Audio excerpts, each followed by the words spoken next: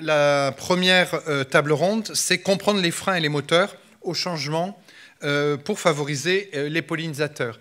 Alors, avec nous, d'abord à distance, on va avoir Stéphane Labranche.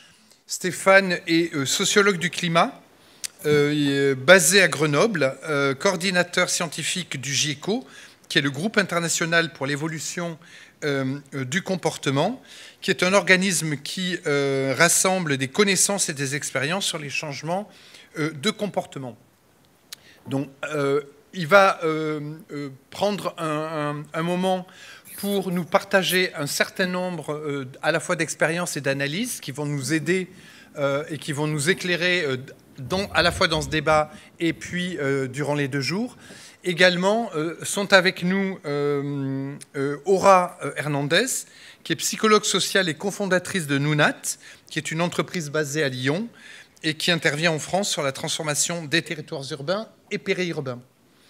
Jérôme Faure, au milieu, qui est chercheur postdoctorant au CNRS, qui est basé à Chizé dans les Deux-Sèvres et qui a réalisé sa thèse de doctorat dans la zone atelier Plaine et Val-de-Sèvres dans le même département, sur les leviers favorables aux pollinisateurs dans les espaces d'agriculture intensive. Et enfin, Axel de Courty, qui est écotoxicologue de formation et qui est directeur général à l'ITSAP, Institut de l'abeille, et qui, lui, est basé à Avignon. Mais sans attendre, je vais passer la parole à Stéphane. Stéphane, vous n'êtes pas spécialiste des pollinisateurs. On l'avait vu ensemble quand on est venu vous chercher. Mais si on est venu vous chercher, ce n'est pas pour nous parler finalement strictement d'abeilles, mais plutôt parce que vous étudiez les blocages et les moteurs de changement du comportement, des comportements des individus et des collectifs. Et vous vouliez nous partager quelques points clés tirés de vos travaux et de vos expériences. Et nous vous écoutons pour une quinzaine de minutes dans un premier temps. Merci beaucoup. OK. Ben, merci de m'avoir invité.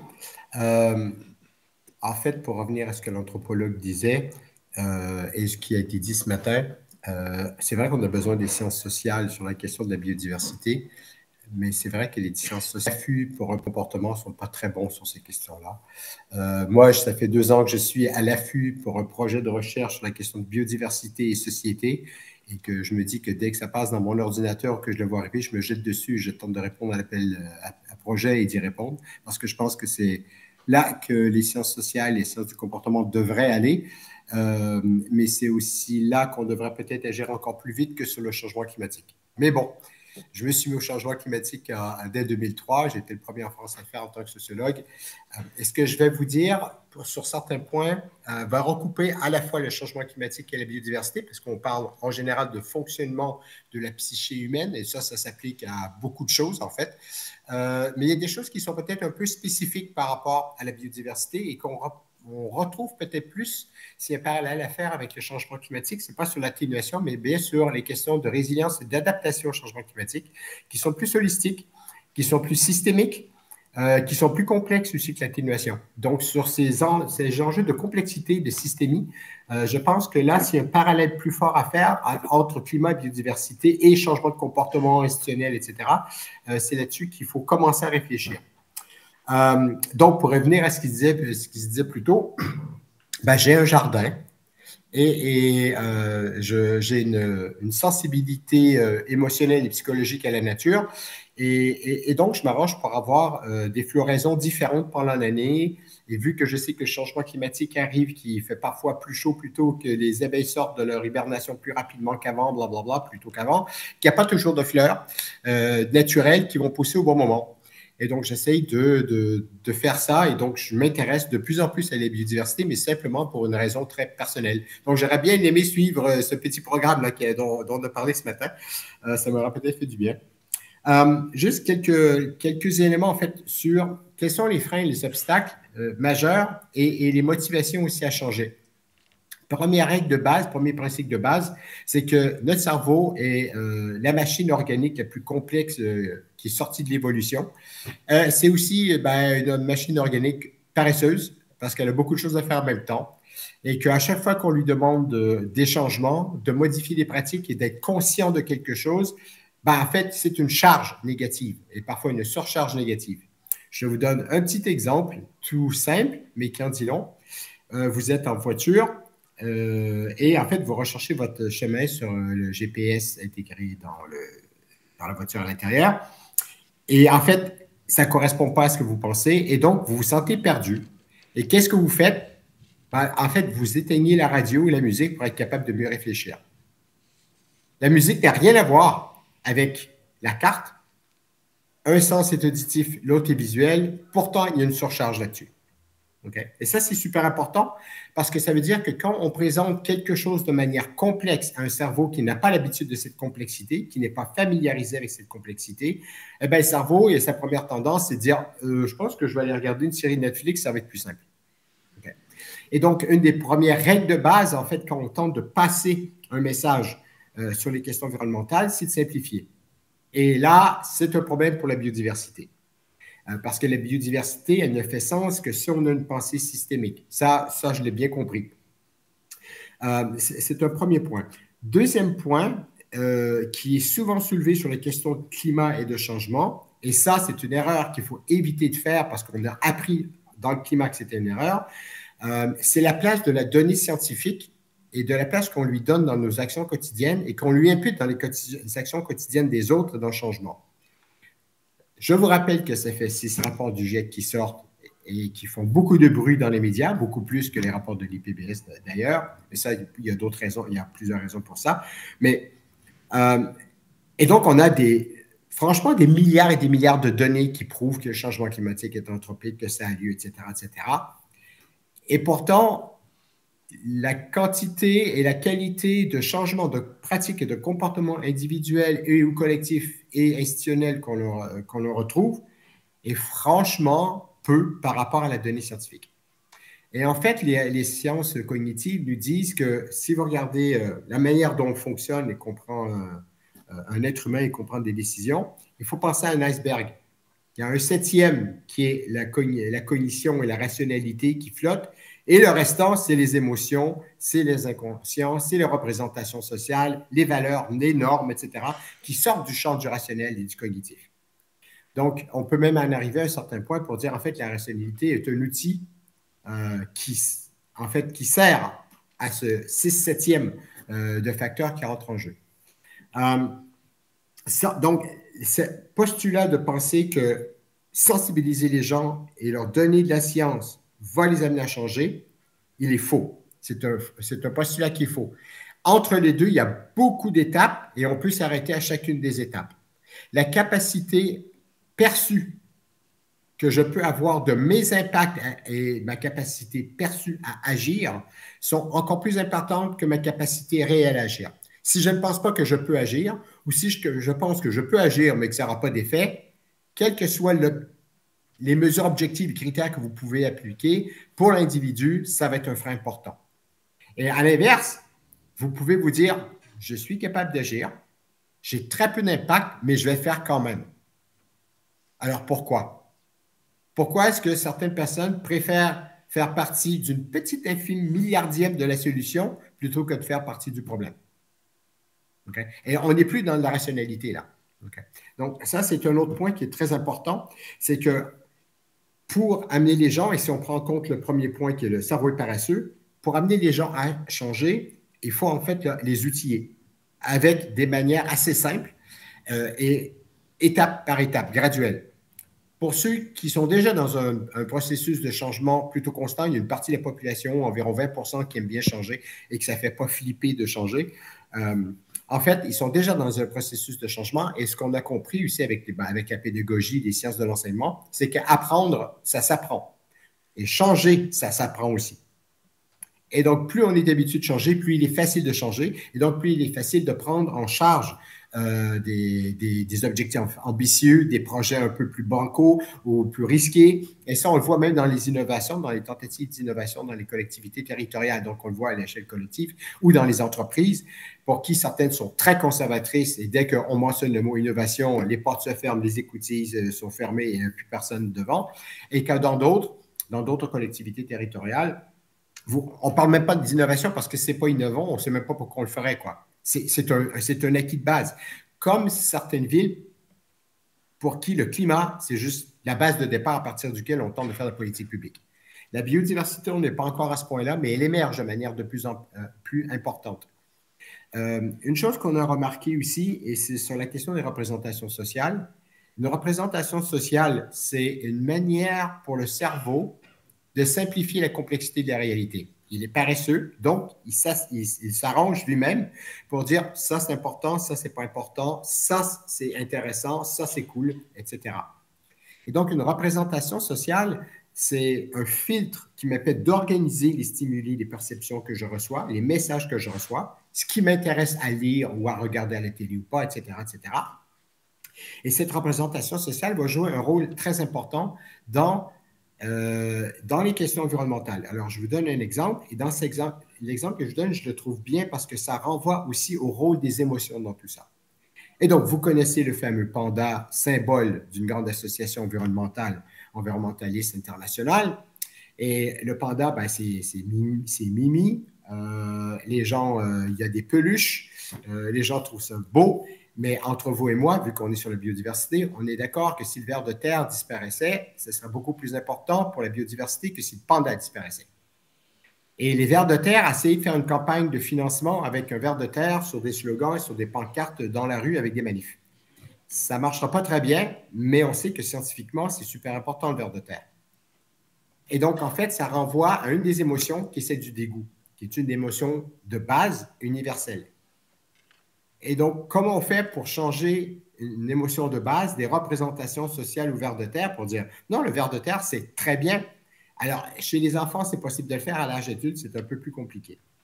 Le dégoût va jouer un autre rôle. Et là, je vais vous donner un exemple très précis, très, très quotidien. Vous prenez votre assiette que vous avez terminée à la fin de votre repas et il y a encore un peu de sauce tomate dedans. À la rigueur, vous passez un doigt. Mais si vous le mettez dans l'évier après, même s'il n'y a rien d'autre dans l'évier, que vous n'avez rien rajouté, l'émotion de dégoût va émerger. Vous ne serez plus capable de mettre votre doigt pour prendre la sauce tomate. Pourtant, il ne s'est rien passé avec la sauce tomate entre les deux. Okay?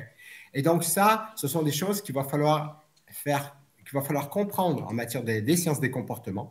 C'est tous ces éléments-là pour comprendre quels sont les freins et les obstacles, mais aussi les moteurs de changement qui nous amèneraient à. Et là, j'ai quelques espoirs. Et un de ces espoirs, c'est qu'on a fait une étude il n'y a pas longtemps sur les questions d'adaptation au changement climatique. C'est la question qui traîne aussi en matière de sciences humaines et sociales sur ces questions-là. Sur les questions d'atténuation, on devient plutôt bon sur plusieurs secteurs, pas tous, mais quand même. Mais sur les questions d'adaptation, on traîne un peu encore la patte, et sur la biodiversité encore plus. Mais dans la quête qu'on a menée, ce qui est intéressant, c'est que les gens étaient préoccupés par les questions d'impact du changement climatique, non seulement sur l'activité territoriale, mais sur le fait que ça allait avoir des impacts sur leurs produits du terroir. Les gens veulent bien bouffer, ils veulent aller chercher leur fromage, leur lait, leurs fruits, etc., qui proviennent de leur territoire à eux. Ils vont dans les commerces spécifiques pour ça, et ils ont peur que les impacts que les changements climatiques aient des impacts sur la qualité, voire même la production de ces produits. Et donc, en fait, là, on les a par la bouffe. Et ça m'amène au dernier point, et ça, c'est une décision que ceux qui veulent travailler dans le sens de l'environnement doivent prendre. J'ai fait plus de 40 projets de recherche, en fait, sur les questions de qualité de l'air, mais surtout climat, atténuation, adaptation. Et en fait, le critère climat n'est que pour qu'une minorité de la population, un facteur de décision dans le quotidien. Alors, un exemple assez classique, celui du vélo. Pendant un moment, quand on voyait qu'il y avait une augmentation de l'usage du vélo, les enquêtes en sociologie postulaient, sans le démontrer et sans poser la question, ça a été une de mes critiques, postulaient que puisqu'il y avait de plus de gens qui se promenaient en vélo, ben, il y avait plus d'écolos qu'on pensait. Mais quand on commence à poser la question aux gens, pourquoi vous vous promenez en vélo, le climat n'est pas une de ces raisons-là. Okay? C'est parce qu'en fait, c'est fun, parce que c'est plus rapide, parce que c'est moins cher, parce que c'est plaisant. Et pourquoi les gens ne font pas plus de vélo qu'ils n'en font? Ça n'a rien à voir avec le climat non plus. Donc, il ne faut pas postuler qu'ils sont anti-climat parce qu'ils utilisent leur voiture. C'est parce qu'en fait, quand on se promène en vélo, la crainte première, c'est de se prendre une bagnole, c'est une citation, dans la gueule. Donc, la peur de l'accident fait qu'on ne fait pas une pratique dite vertueuse, mais les facteurs qui rentrent en compte dans cette décision de le faire ou pas n'ont rien à voir avec le climat. Je suis prêt à mettre ma main au feu qu'on va retrouver le même type de généralité, de tendance lourde sur la question de la biodiversité. Les gens ne sont pas nécessairement directement intéressés par la biodiversité, mais indirectement par la bouffe, le miel, les fleurs, des choses beaucoup plus spécifiques qu'un tissu vivant qui s'entrecroise, etc., etc. Mais je pense aussi que si les gens, la population, les acteurs, incluant les collectivités territoriales, ne s'investissent pas autant dans la biodiversité, ce n'est pas nécessairement parce qu'ils ne pensent pas que c'est important. Ils peuvent penser que c'est important, mais ils n'ont pas les outils pour faire quelque chose. Parce qu'en fait, ça n'a jamais été intégré à un plan de planification urbaine ou à un document de mobilité ou de je ne sais pas trop quoi. Et on commence à apprendre ces choses-là et à les mettre en œuvre. Donc, ce n'est pas toujours évident de faire tout ça. Peut-être une dernière chose. En général, les campagnes de sensibilisation sur l'environnement sont plutôt catastrophistes. Il y a des raisons d'être catastrophiques et catastrophistes, mais ce n'est pas la bonne manière de faire. Un message face à un problème insoluble très grave a beaucoup plus tendance à mener à l'angoisse et donc au déni et à l'inaction, voire à la contre-réaction qu'à l'action. Sauf si on apporte des outils pour résoudre ce problème. S'il n'y a pas d'outils, vous êtes à peu près sûr que ça ne marchera pas. Et donc, ça renvoie à une autre des émotions de base, c'est celle de la joie, et voire peut-être même de la surprise positive à l'égard de la biodiversité. Et donc, pourquoi pas, et ça, c'est des choses qui émergent un petit peu plus depuis quelques temps, pourquoi ne pas parler de l'amour de la nature plutôt qu'on va tous mourir en 2030 parce que le tissu vivant va s'effondrer? Il y a des études en psychologie qui émergent qui disent que le manque de nature mène à la dépression. Il y a maintenant un disorder, un syndrome qui est reconnu par l'Organisation mondiale de la santé. Mais il y a aussi des études qui montrent que des contacts sensibles, pas cognitifs, sensibles, physiques avec la nature à l'âge de l'enfance est un des facteurs très importants qui peut expliquer pourquoi à l'âge adulte, des gens vont se mettre à protéger la nature. OK? Dernier élément, ça c'est juste une manière pour vous de reconnaître le niveau de compréhension de vos interlocuteurs. Quand j'entends quelqu'un me parler de développement durable plutôt que de transition, je me pose des questions sur à quel point ils sont sérieux et à quel point ils sont à jour sur ce qu'il faut faire et sur les débats sur les questions de transition. Je me demande si, en matière de biodiversité, quand on parle de protection, on n'est pas dans quelque chose qui est déjà has-been, mais qu'on retrouve beaucoup dans la société, alors que les experts nous parlent de restauration plutôt que de protection. Et ce n'est pas la même chose, parce que si moi, en tant qu'individu, je peux participer à la restauration, je participe à quelque chose de proactif qui peut m'amener des récompenses symboliques, personnelles, émotionnelles, de la joie, de la beauté, de la réaction à un système qui avant était peut-être une déchetterie à ciel ouvert et qui plus tard se retrouve comme un jardin. Ça prend du temps. C'est des enfants qui vont planter des arbres dans une cour de récré et qui, 10 ans plus tard, vont y retourner quand ils sont plus grands pour voir que les arbres qu'ils ont plantés donnent maintenant des fruits et qu'ils peuvent les manger. Et donc, pour ça, je pense qu'il y a des pistes quand même qu'on comprend sur le fonctionnement des êtres humains, notre psychologie, nos émotions, qu'on commence à appliquer plutôt bien sur les questions de climat. Et il y a certaines de ces leçons-là qui, je pense, peuvent être retenues pour les questions de biodiversité. Merci beaucoup, Stéphane, pour toutes ces pistes.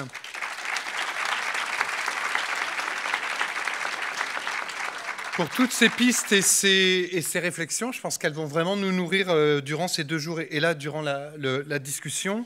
Je vais rappeler, avant de te redonner la parole, une série de freins pour ne pas les oublier en quelque sorte, parce qu'elles sont de toute nature.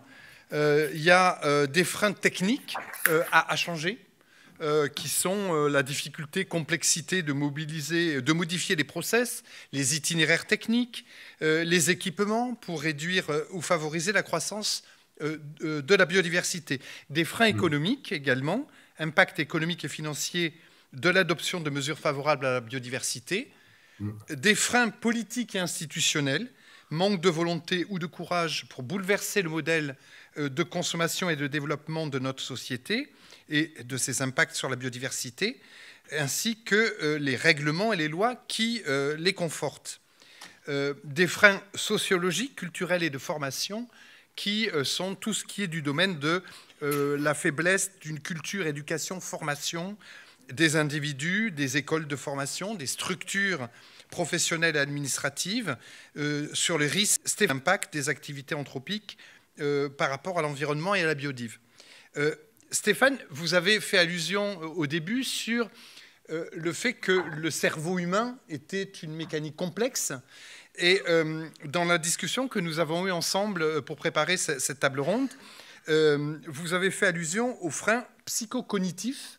Et ça m'a fait penser à une école américaine de neuroanthropologues qui considère que Homo sapiens, notre espèce, n'est pas neurologiquement designé, j'ai envie de dire, pour anticiper, pour projeter sur le long terme, mais aussi pour prendre des risques et favoriser plutôt la satisfaction immédiate de leurs besoins.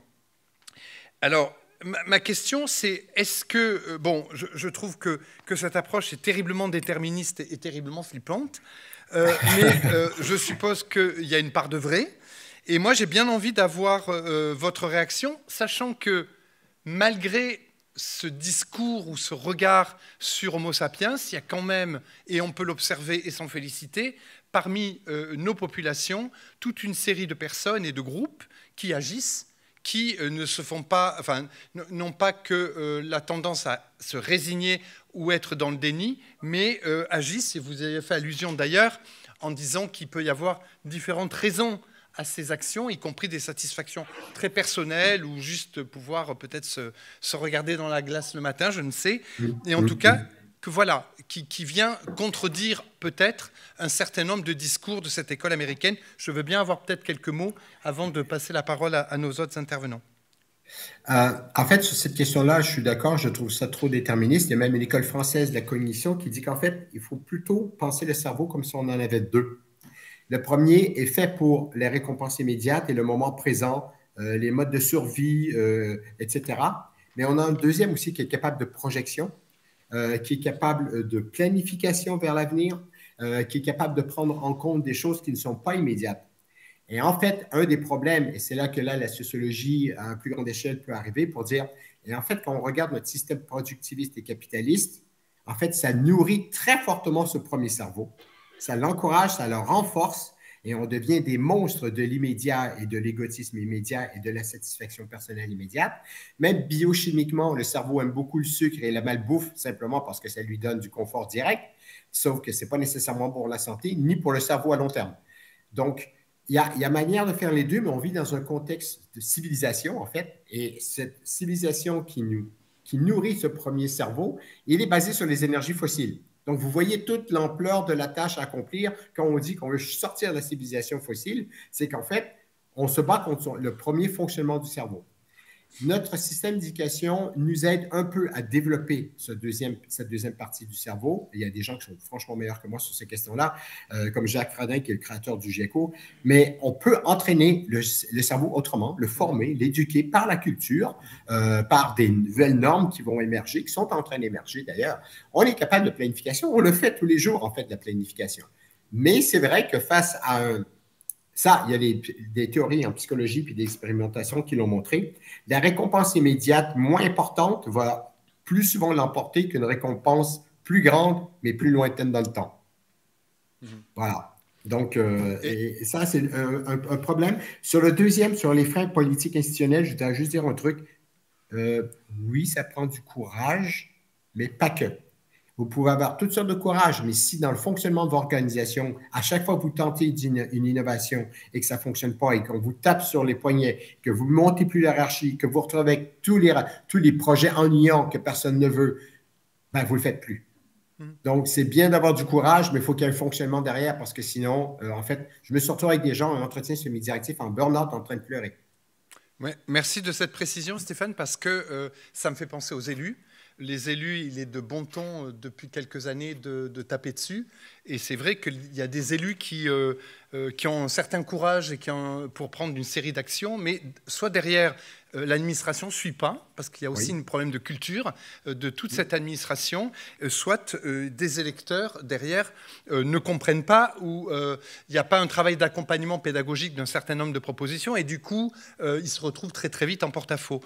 Je voudrais maintenant poser la question à Aura Hernandez en tant que psychologue social. Ces freins psychocognitifs, ça doit vous parler.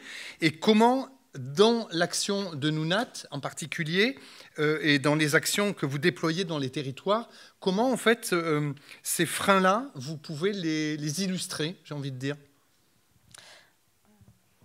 Allez-y, je pense que ça doit marcher. Comme ça? Ah oui, c'est bon. Ça marche. Donc bonjour à tous, merci beaucoup pour l'invitation.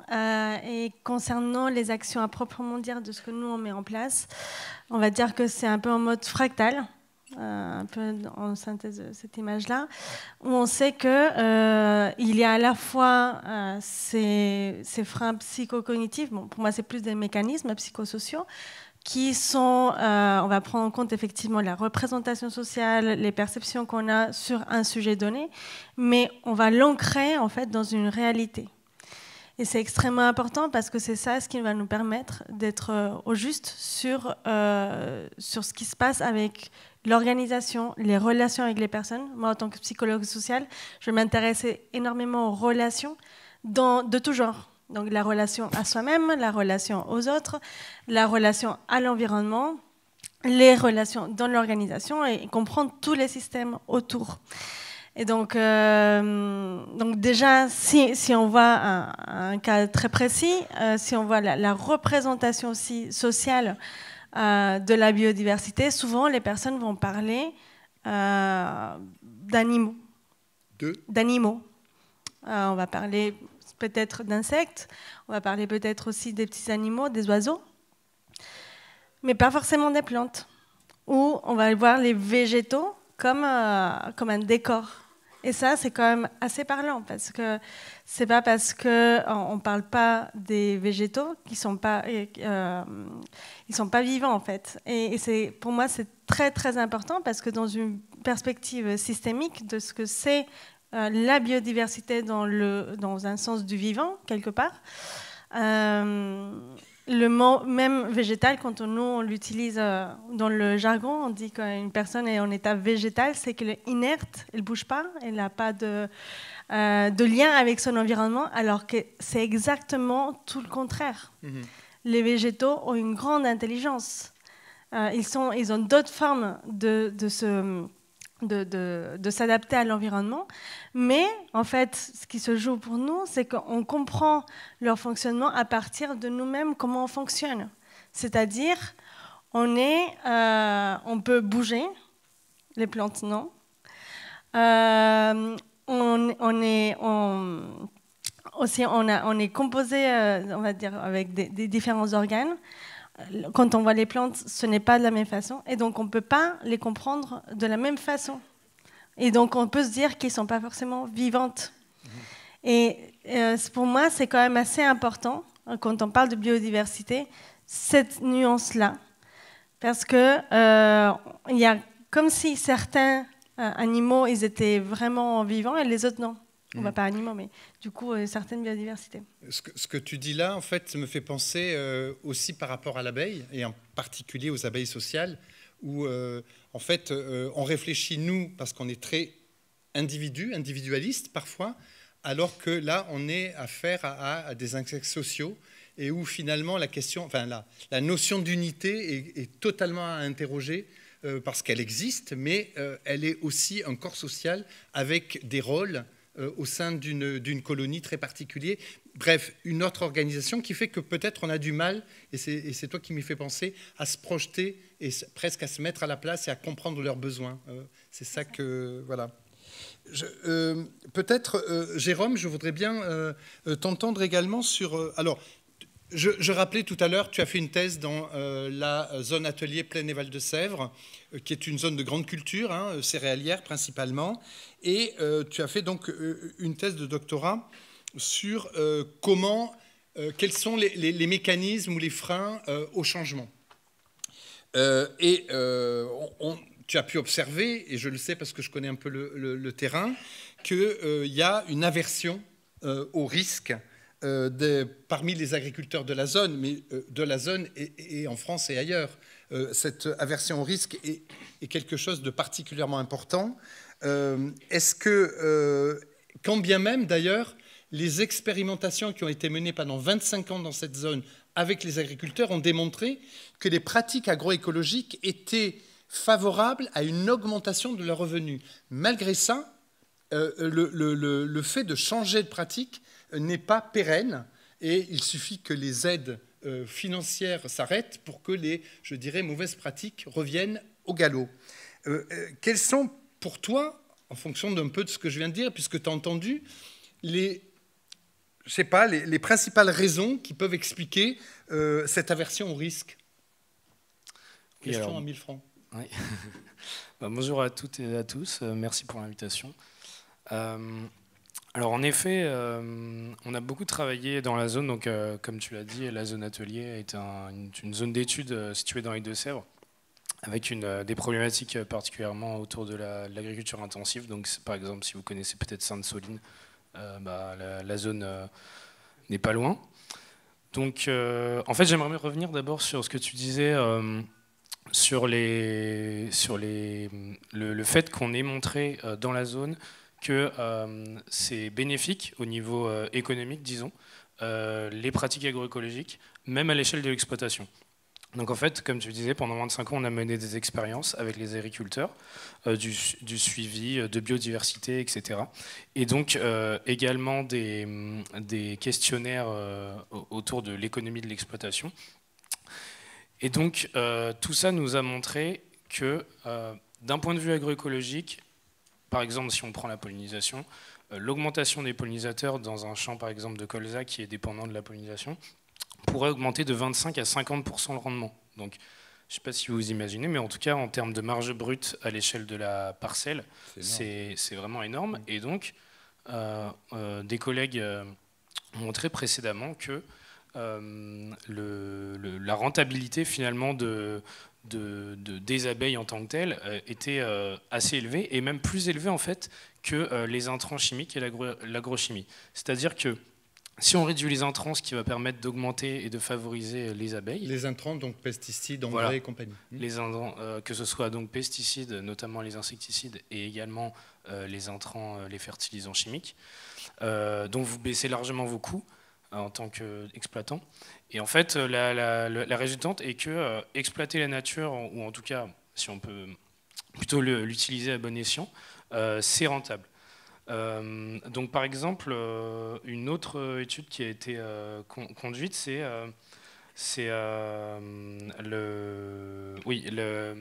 en fait, quand on intègre les abeilles et plus globalement les solutions basées sur la nature à l'échelle de l'exploitation, on a montré que finalement réfléchir les intrants chimiques tout comme les intrants, disons, naturels, c'est-à-dire par exemple replanter des haies, etc., c'est évidemment ce qu'il faut faire. Mais le constat qu'on a fait finalement, donc on en vient à ce que tu disais, c'est que malgré tous ces résultats sur les bienfaits économiques de la mise en place des pratiques agroécologiques, on a peu d'adoption, on a peu de fidélisation, disons, dans le temps des agriculteurs sur ces pratiques. Et donc en fait, en tant que chercheur, on a travaillé des dizaines d'années là-dessus. On s'est demandé finalement pourquoi. Finalement, ça sert évidemment de montrer que c'est rentable économiquement, parce qu'on sait qu'une exploitation agricole, ça reste une exploitation, ça reste une entreprise, disons. Donc, aux yeux du banquier, en fait, vous devez être rentable dans tous les cas. Surtout que les niveaux d'endettement, en grande culture en particulier, sont très élevés. Et augmentent. Et en plus, avec les prix actuels, certes, augmentent largement. Et donc, finalement, on s'est demandé, pourquoi il n'y a pas d'adoption, pourquoi il n'y a pas de fidélisation, même avec les agriculteurs avec qui on travaille de façon régulière.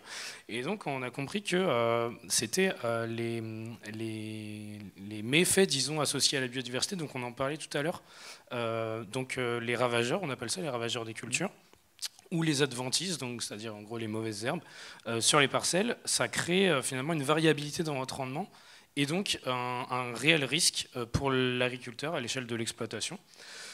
Et donc on a commencé à réfléchir avec les agriculteurs et les interroger sur justement leur vision des risques et quelle place ça prenait ces risques dans leur décision d'adopter des pratiques agroécologiques. Donc par exemple, soit des réductions d'intrants, soit des couverts interculture par exemple, ou encore la replantation de haies par exemple, qui a lieu justement dans les Deux-Sèvres. Et donc, au travers d'enquêtes, on a monté une enquête qui permet de mesurer également cette aversion au risque des agriculteurs, qui est assez standard en économie du risque, et qui est le choix entre plusieurs jeux de loterie. Donc, c'est vraiment des loteries, comme vous pouvez imaginer, avec des probabilités, des gains, etc. Et ça nous permet en fait de mesurer objectivement, disons, cette aversion au risque. Ce qu'on a montré assez récemment, c'est que les agriculteurs qui sont les plus averses au risque sont également les plus conventionnels, en tout cas dans leur pratique. Donc ça montre en fait ici que adopter les pratiques qui sortent des sentiers battus, donc si on peut appeler comme ça le bio par exemple, ou même les pratiques agroécologiques en général, finalement c'est pas donné à tout le monde. Et si votre aversion au risque, si vous êtes frileux de prendre des risques, vous n'allez pas adopter forcément ces pratiques-là. Donc vraiment, l'aversion au risque joue un rôle énorme, d'autant plus qu'avec le réchauffement climatique, par exemple, les risques vont être amenés à augmenter encore en agriculture, et notamment dans les zones comme la nôtre. Par exemple, avec l'eau. Continue des rendements à cause des changements climatiques. Ça a été vraiment... Voilà, exactement. Voilà. Et donc, pour un peu boucler avec ce qui a été dit tout à l'heure, au sens cognitif, etc., au-delà du risque, on a l'hypothèse, et on est en train, justement, c'est sur ça que je travaille aussi, de tester d'autres aversions. Donc, par exemple, en économie comportementale, on parle d'aversion à la perte. Donc, en fait, c'est qu'on met plus de poids, disons, sur les pertes que sur les gains. Je m'explique. En fait, on va attacher énormément d'importance à ne pas perdre quelque chose. Donc, par exemple, pour un agriculteur, un exploitant, ça va se transformer en, on va plus maximiser ou essayer d'avoir le plus de marge brute à l'échelle de l'exploitation, mais bien d'avoir le plus de production. En fait, en tant qu'économiste, ça, c'est problématique parce que nous, on a justement ce postulat de rationalité que vous avez sûrement entendu parler. Donc, en fait, un agriculteur, normalement, c'est un agent qui maximise son revenu, sa marge brute. Ici, on sort des sentiers battus. Et on comprend qu'ils vont essayer de maximiser leur production, quoi qu'il en coûte, si je peux me permettre l'expression. C'est-à-dire, on va quand même mettre énormément d'intrants chimiques, même si les prix sont super élevés. Donc, par exemple, vous n'êtes pas sans savoir, le prix de l'azote, il a été multiplié par 3 au cours de l'année dernière ou des 2 dernières années. Donc, en fait, cette stratégie de quoi qu'il en coûte, on produit, elle est problématique. Et en fait, elle est liée à plein d'autres facteurs, donc psychosociaux. On pense notamment à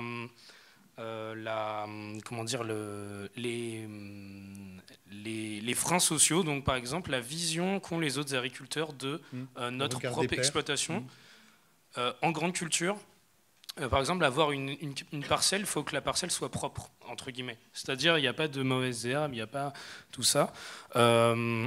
Donc ça, par exemple, c'est un frein qui peut exister, qui est social, disons. Un autre frein qui est plus d'ordre cognitif et psychologique, c'est l'ancrage et l'habitude. En fait, je parlais la dernière fois avec un agriculteur, il me disait, voilà, en fait, nous, c'est ce qu'on nous a appris en formation, c'est pas à 50-55 ans que je vais changer. En fait, nous, on traite systématiquement pour les fongicides, donc les pesticides qui permettent de réduire les attaques de champignons, notamment sur les cultures.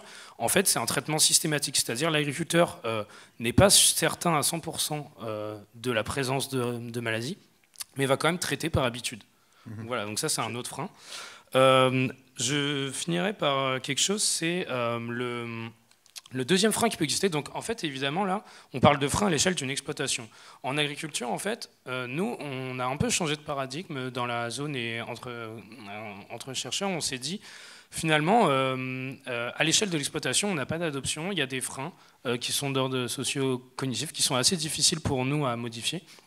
Mais finalement, en fait, ces changements, est-ce qu'on va attendre que uniquement le poids soit reporté sur les agriculteurs? Donc, évidemment, là, on pense à, par exemple, des pratiques agroécologiques qui vont favoriser les abeilles ou les pollinisateurs en général. est-ce que vraiment on veut faire porter tout le poids, et est-ce que c'est efficace finalement de faire porter tout le poids aux exploitants agricoles, etc. On va peut-être y venir, ça, Jérôme, dans un deuxième temps avec toi. Voilà, et du coup j'aimerais finir aussi sur, donc on change d'échelle, et finalement le deuxième type de frein qu'on a repéré et qui est plus maintenant dans le cœur de notre recherche, ce sont les freins institutionnels. Donc institutionnel au niveau public, ça c'est pas vraiment notre sujet d'étude, mais le frein institutionnel privé, donc c'est-à-dire l'organisation finalement, et l'organisation des filières agricoles. Donc en fait on s'est rendu compte que la production finalement elle est complètement dépendante des transformateurs, des distributeurs, et finalement du consommateur.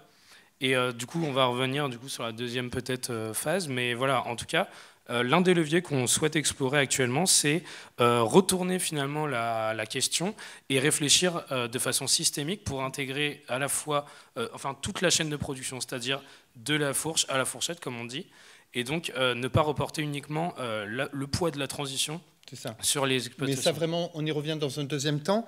Je voulais juste compléter ce que tu disais sur les deux aversions au risque et à la perte, en disant que quand même, les agroécologistes, depuis un moment, je ne dis pas ont des réponses, mais en tout cas ont des pistes. Sur l'aversion au risque, c'est aussi de développer ou d'explorer ce qui se fait par exemple en Italie sur des approches assurantielles.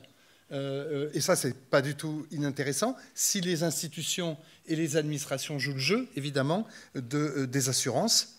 Et donc, à la rigueur, on accepte d'avoir à des moments donnés des pertes parce qu'on a une assurance qui couvre celle-ci. Et du coup, il y a un changement plus facilitant de comportement.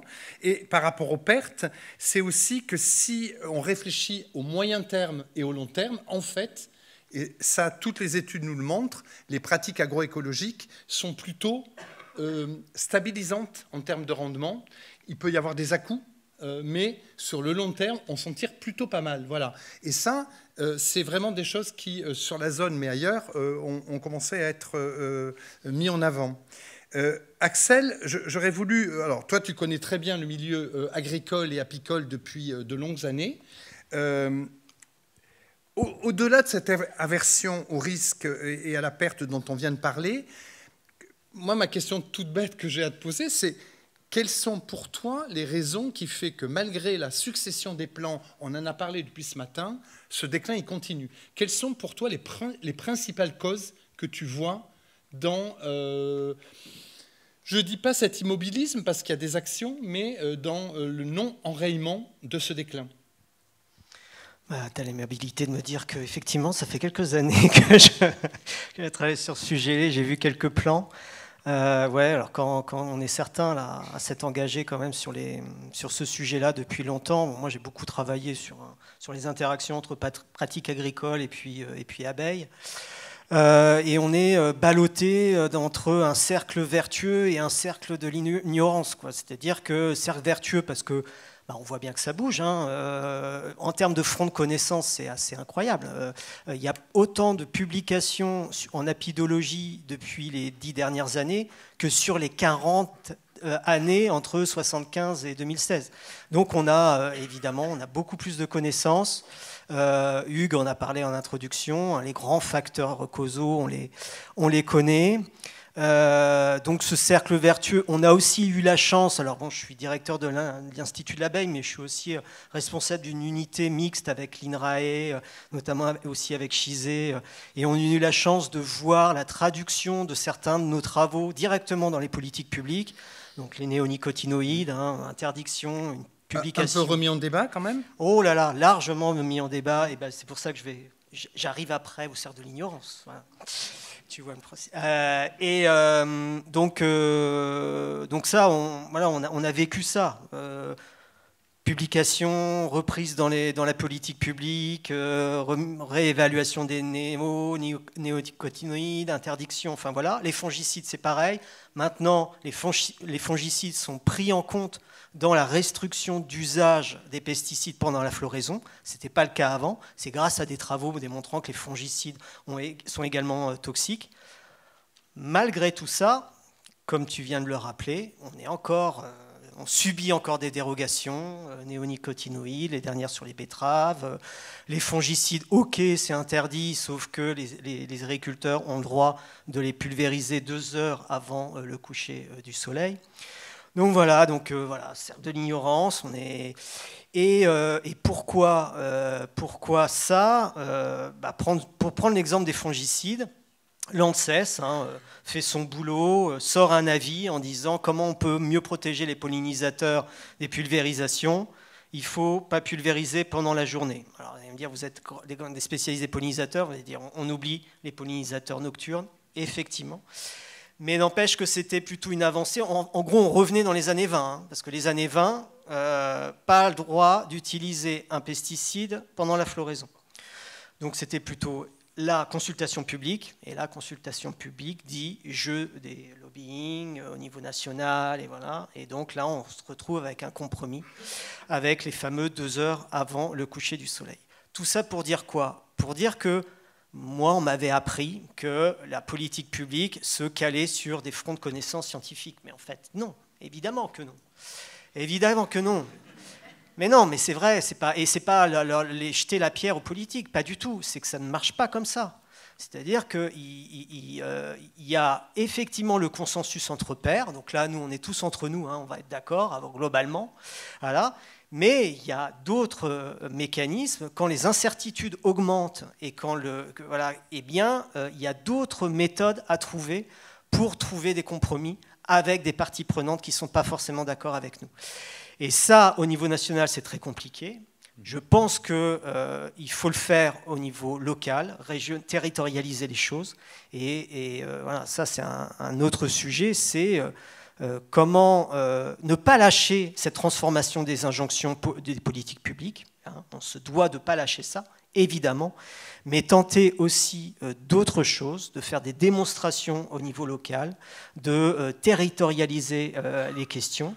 Et c'est là où Jérôme vient d'en parler, c'est-à-dire que la pollinisation. Alors, on a tous utilisé les grands chiffres macroéconomiques de la pollinisation.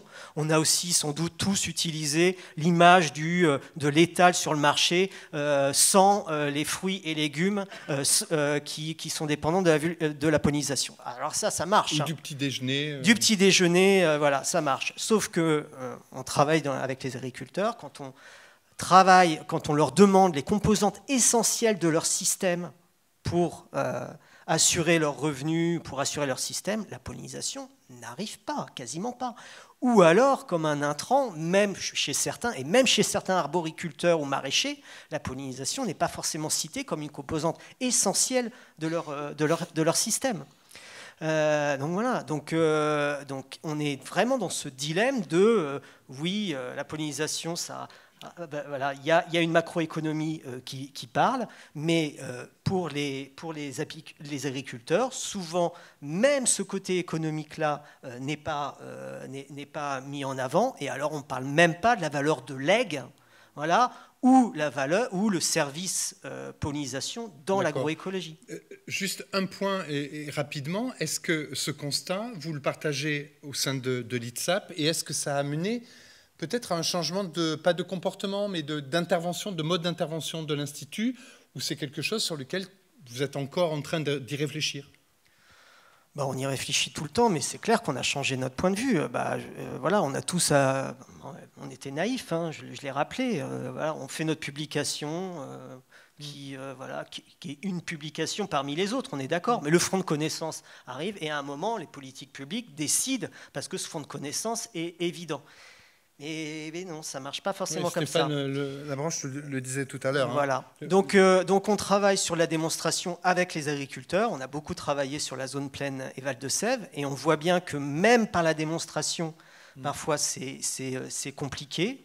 Voilà, parce qu'il y a le gros problème de la valorisation. Alors Jérôme en a parlé beaucoup mieux que moi.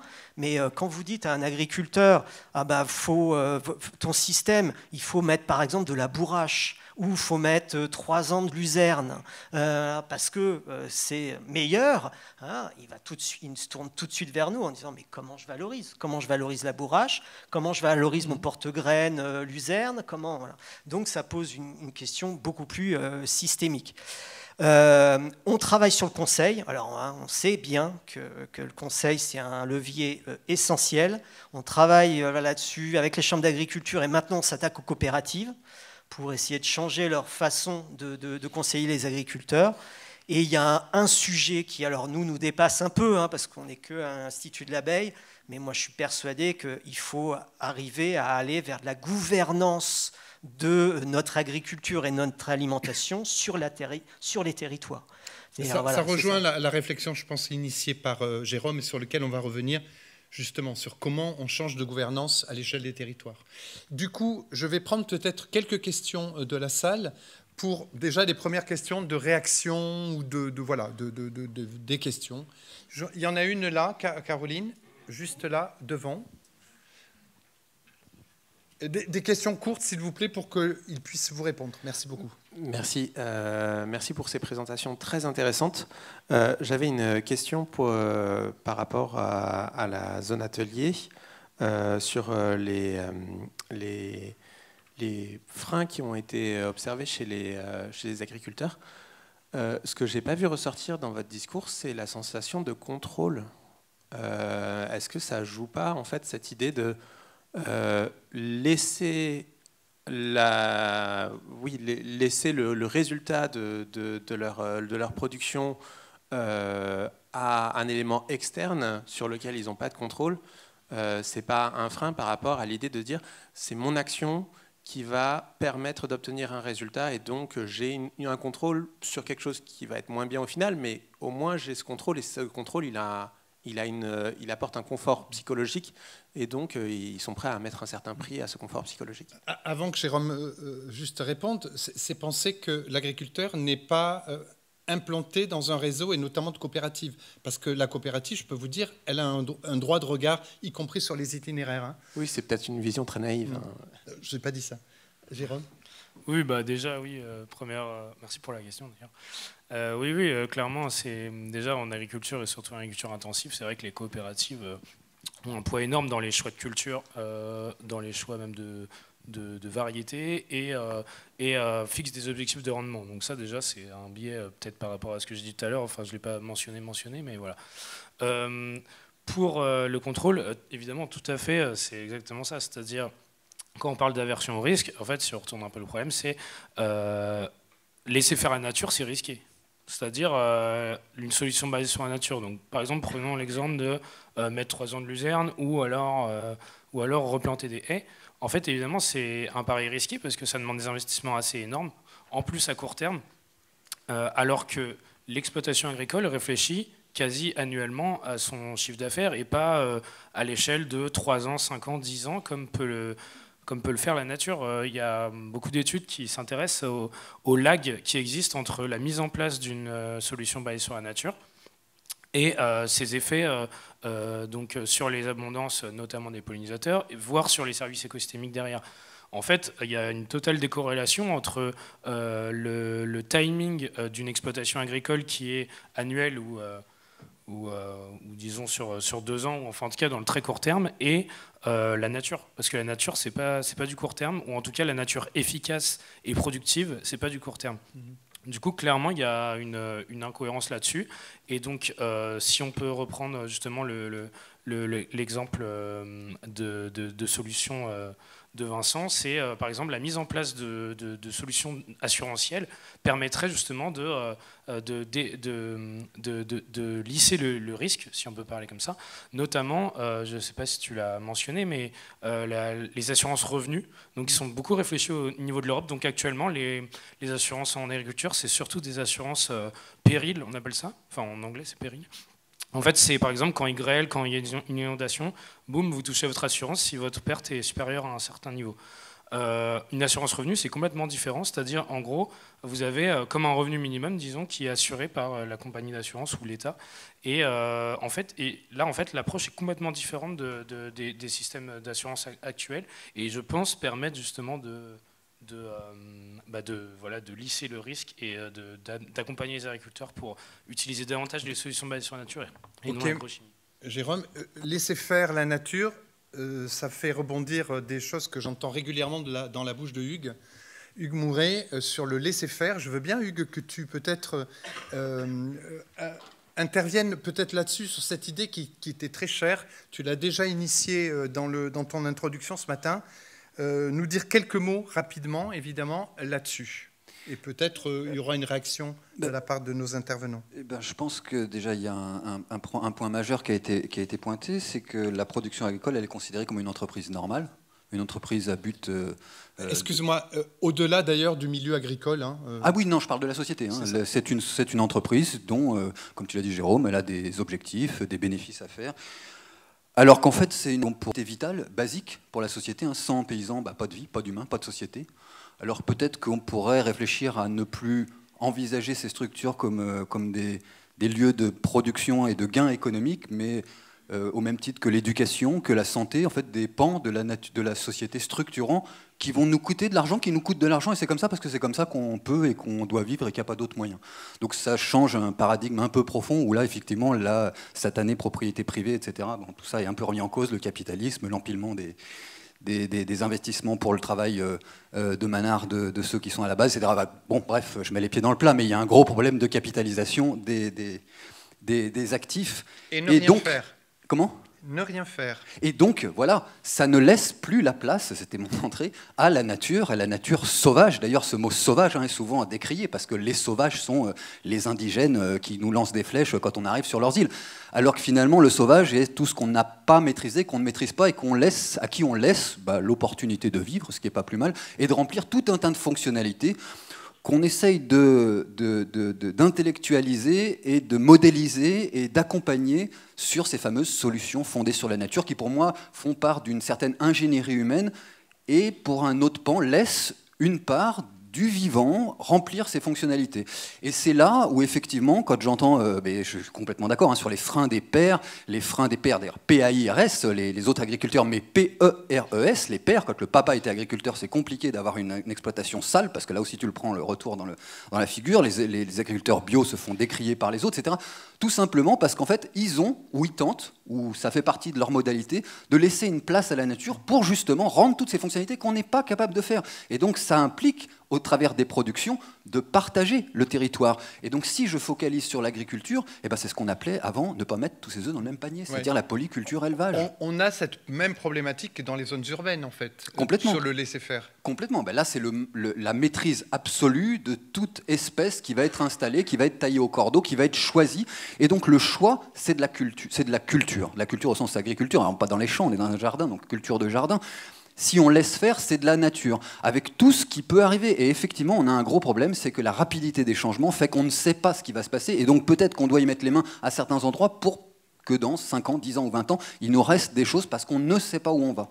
Okay. Mais effectivement, cette maîtrise absolue, on atteint le paradigme dans les milieux urbains, urbanisés, les jardins, où on a une piscine avec de la moquette verte autour, des galets noirs, des galets blancs, et puis un palmier. Voilà. Et donc la nature n'existe plus, mais on a un décorum. Je veux bien avoir la réaction de Stéphane, peut-être, par rapport à ça, cette idée du laisser-faire.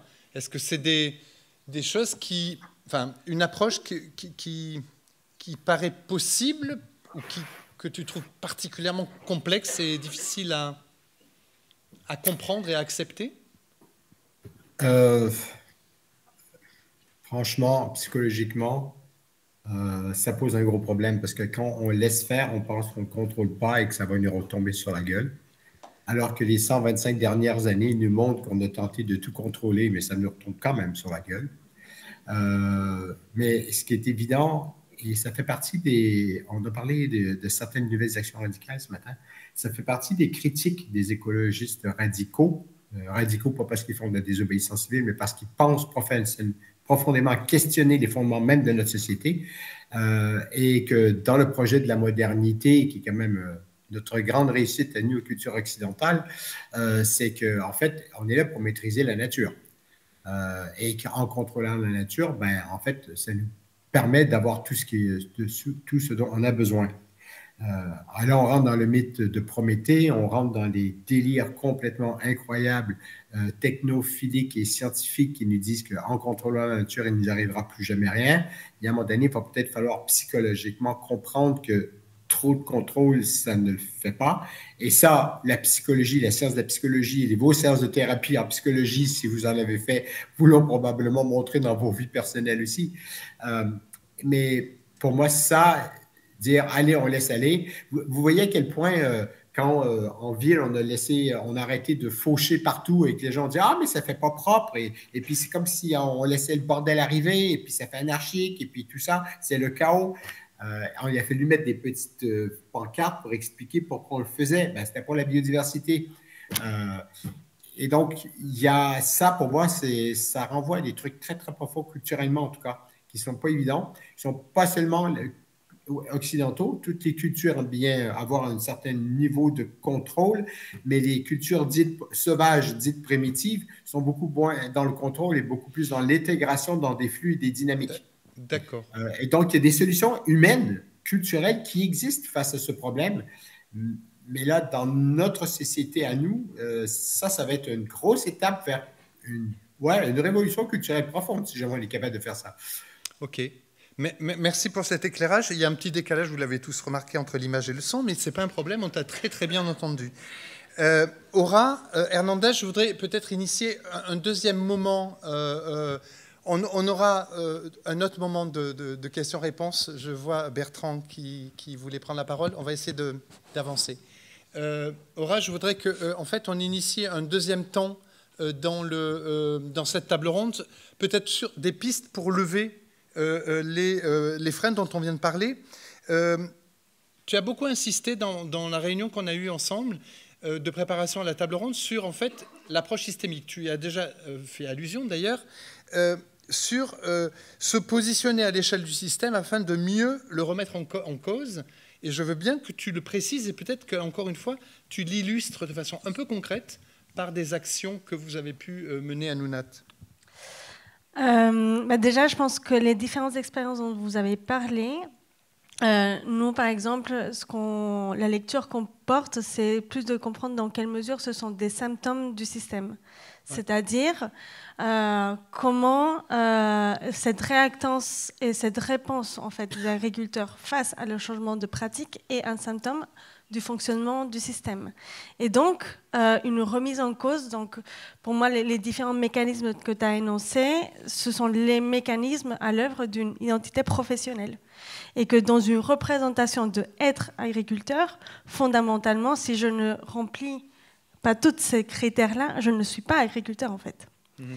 Et donc, il y a une grande partie dans cette façon de se projeter dans un métier, un savoir-faire qui s'est construit.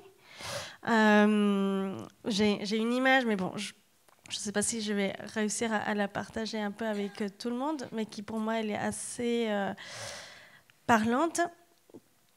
Bon, je ne sais pas si vous arrivez à voir, mais en fait, ça, c'est bon.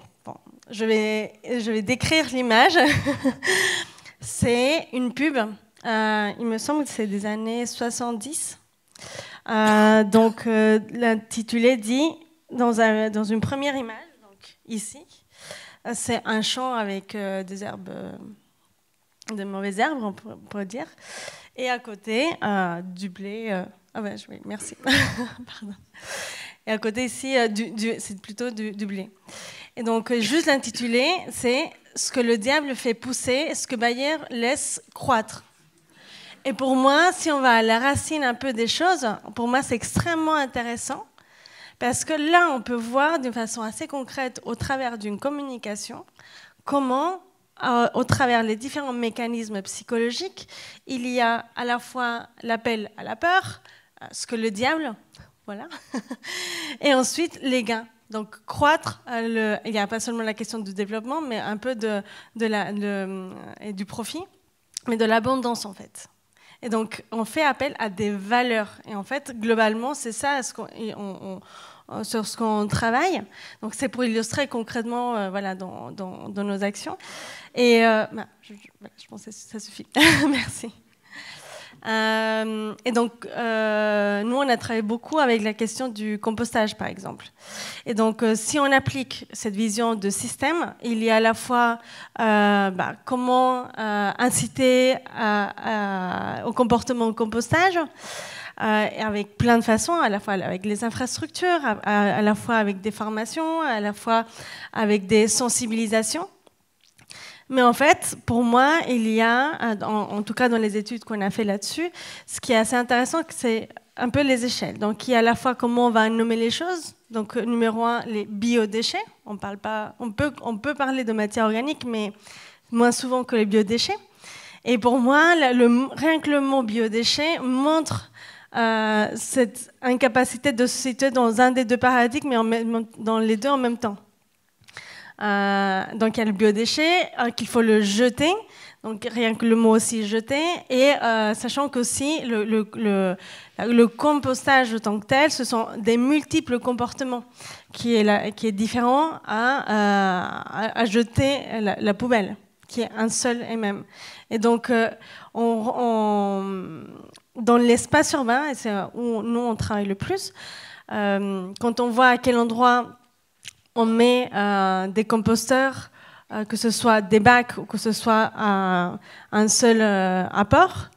Pour nous, c'est quand même une façon de transiter entre on continue à faire de la même façon, c'est-à-dire jeter un déchet, et en même temps se dire il y a une matière organique qui peut être mise à profit pour les agriculteurs. Je pense par exemple à ce qui a été fait dans la métropole de Lyon.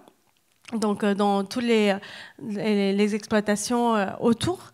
Mais en termes comportementaux, il y a pour moi un peu des écueils parce que du coup, c'est pas forcément la même chose jeter que de composter dans un bac avec un groupe d'habitants.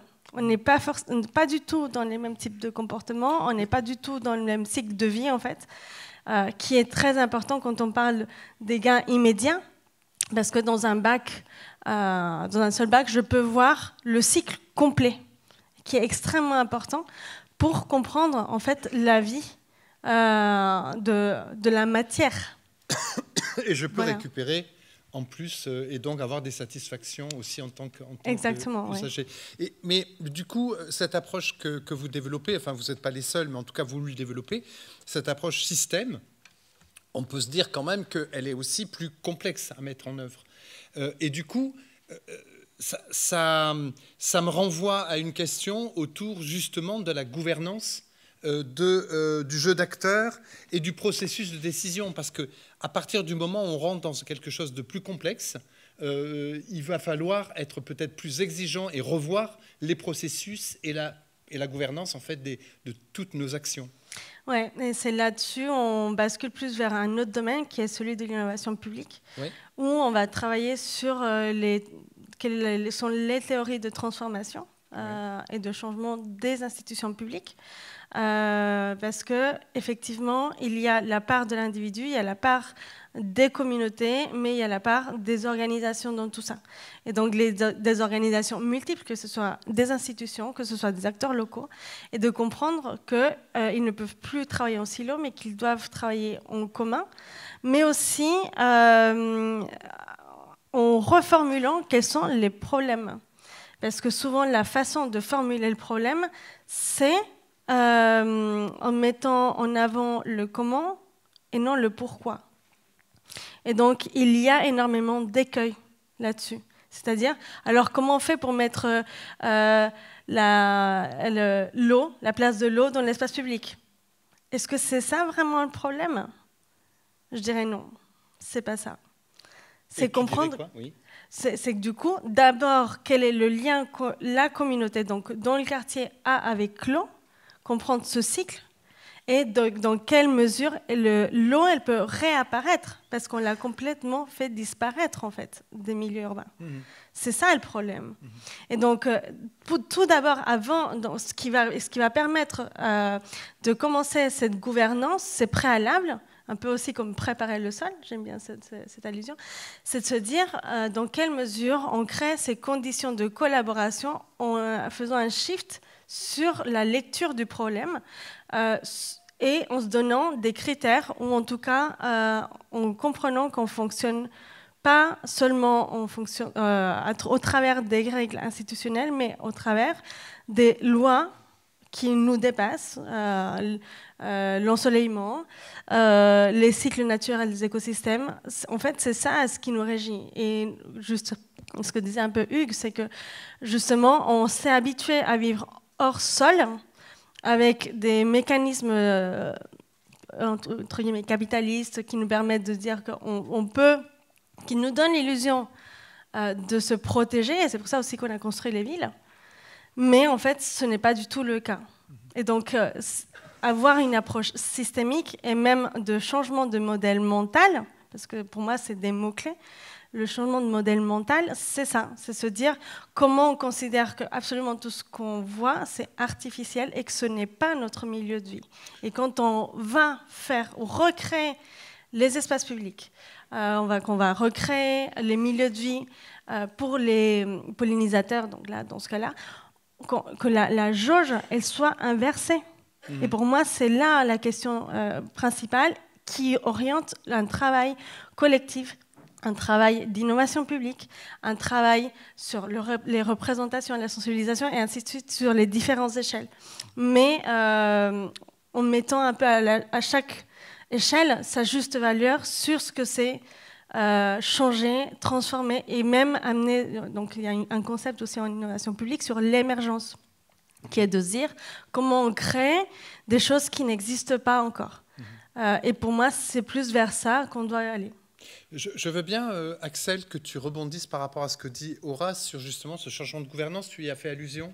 Et du coup, peut-être reprendre maintenant ce que tu voulais nous dire autour de ce changement de gouvernance nécessaire des projets et des interventions publiques. Aura en a parlé mieux que moi. Juste, je reprendrai l'exemple de tout à l'heure, le traitement, le traitement, la pulvérisation des pesticides pendant la journée. Pas pour mettre en débat cette mesure-là, mais pour illustrer, j'espère que ça va nourrir les réflexions après sur ce séminaire, sur ces assises, c'est donc le fait qu'il y ait une agence d'autorité qui conseille de pulvériser les pesticides en dehors de la journée. Et consultation publique, et du coup, le résultat est tout autre. Ça montre que la puissance de la générosité, c'est-à-dire le partout et tout le temps, ça peut avoir un revers de la médaille. C'est-à-dire qu'il y a en gros des agriculteurs très organisés, des syndicats très organisés, qui ont fait remonter que sur certaines filières, ce n'était pas possible de pulvériser les pesticides pendant la nuit, pour des questions de santé du travailleur, pour des questions aussi des voisins. Hein. Il y a des arrêtés préfectoraux qui interdisent la pulvérisation nocturne pour ne pas déranger les voisins. Donc on rentre dans la complexité. Plutôt que de rentrer dans cette complexité-là et d'aller sur les territoires, filière par filière, pour vraiment creuser les composantes essentielles des systèmes et essayer de comprendre comment fonctionnent les gens et tout ça, on sort une gérénicité qui ne convient pas à personne, en fait. Donc il faut revenir sur ces territoires. Et c'est ce qu'on a tenté de faire avec la modélisation d'accompagnement. C'est assez puissant, hein, c'est des méthodes scientifiques qui permettent de créer des collectifs et un apprentissage collectif autour de problématiques quand elles sont bien posées et d'emmener les acteurs dans ce processus-là pour changer la représentation et parfois changer les pratiques. On est allé, par exemple, en pleine Beauce. Alors, ce n'est pas que symbolique, c'est vraiment on est allé en Beauce en disant comment on pourrait avoir des systèmes plus favorables pour l'abeille domestique. Là, on parlait que l'abeille domestique parce que les apiculteurs avaient une vraie difficulté. Ils avaient des taux de mortalité pendant l'hiver très élevés parce que ça manque de bouffe dans la Beauce, pour les abeilles. Et on a réussi avec cette modélisation d'accompagnement, on a créé un jeu sérieux, on les a amenés à changer leurs pratiques. Alors, on dit, vous êtes des champions. En fait, non, pas du tout, parce que le revers de ça, c'est qu'on a changé quelque chose de très modeste. Ouais. on a changé quelque chose. Voilà, on est arrivé à avoir des agriculteurs qui mettent les intercultures, c'est des cultures qui mettent après leur récolte de céréales, orge et blé, pour couvrir les sols pendant l'hiver. On a réussi à leur faire mettre des plantes pour nourrir les abeilles à l'automne. Vous voyez, c'est extrêmement modeste. Mais n'empêche que je crois à ce genre d'approche. Parce que le revers de notre méthode, c'était qu'il n'y avait que des agriculteurs. Je pense qu'il faut des consommateurs, il faut intégrer l'aval, il faut intégrer la valorisation. Et voilà, et je crois à ce genre de choses qu'on n'a pas fait. Mais tu as quand même une graine que tu as semée à travers ce genre de choses sur les nouvelles pratiques. Et du coup, Jérôme, je veux bien que tu expliques et que tu racontes en quelques mots, parce qu'on a peu de temps, surtout que je veux passer la parole à Stéphane Labranche avant qu'ils doivent nous quitter, sur justement la zone atelier. Le constat a été le même, c'est-à-dire de dire que si on fait porter, moi je vais le formuler comme ça, si on fait porter la seule responsabilité aux agriculteurs du changement écologique dans les territoires ruraux, on ne va pas s'en sortir pour les tas de freins qu'on a déjà cités, mais aussi parce que quelque part il y a une certaine forme d'injustice, j'ai envie de dire, sociale, parce qu'il y a plein d'acteurs en réalité qui concourent à cette situation. Et du coup, il y a eu un changement d'approche des programmes de la zone atelier. Je veux bien que tu nous en parles. Tout à fait. Ouais. Dans la zone atelier, en fait, pour un petit point de contexte, on a toujours travaillé. Au début, c'était vraiment l'impact de l'agriculture sur la nature. Et en fait, après, on a intégré des sciences sociales, justement, on en parlait, dont moi, par exemple, moi je suis économiste, par exemple. On a aussi un sociologue qui bosse justement sur la perception des services écosystémiques par les agriculteurs. Et en fait, au-delà de ça, il y a quelques années, bientôt 10 ans maintenant, on a initié d'autres réflexions en termes de recherche, mais du coup aussi en termes de transdisciplinarité, donc c'est-à-dire agir aussi avec les acteurs du territoire.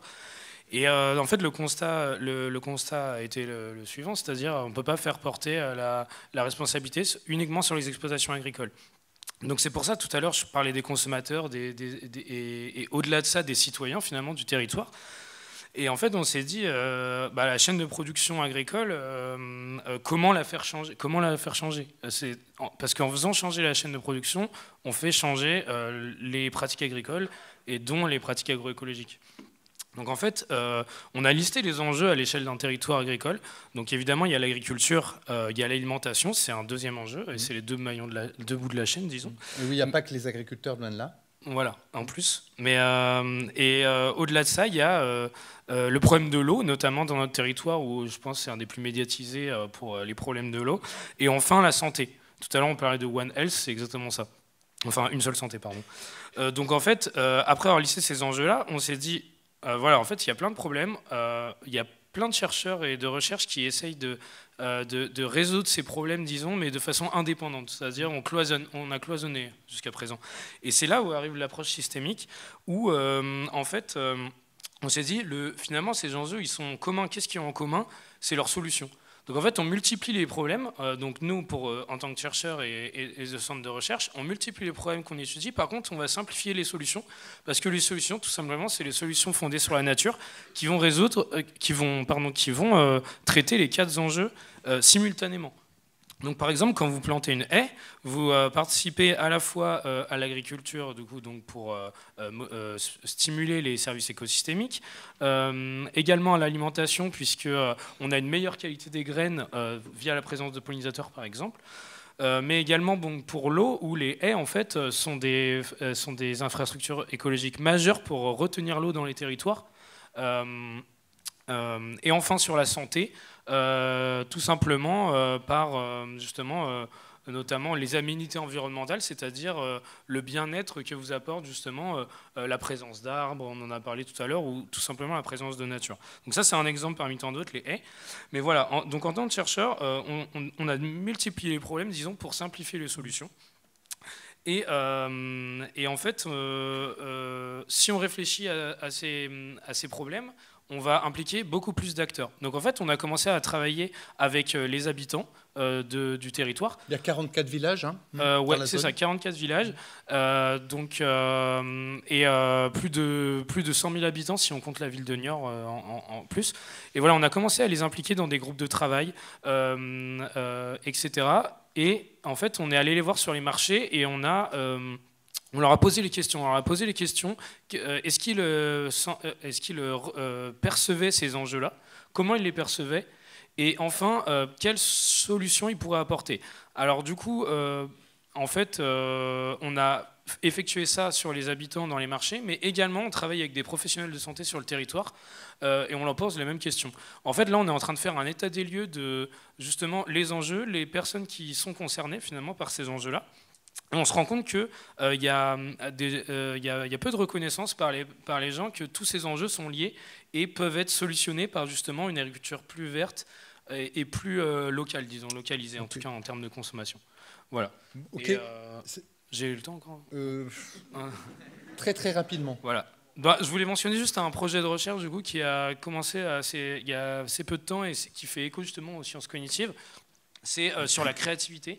Donc en fait, on est parti du constat que donner plus d'informations aux consommateurs, c'est pas forcément ce qui va marcher. Donc c'est-à-dire par exemple mettre plus de labels, ou alors voilà, tout simplement dire bah voilà, faut acheter local par exemple. En fait ça fonctionne pas. C'est un constat. En tout cas, ça fonctionne peu.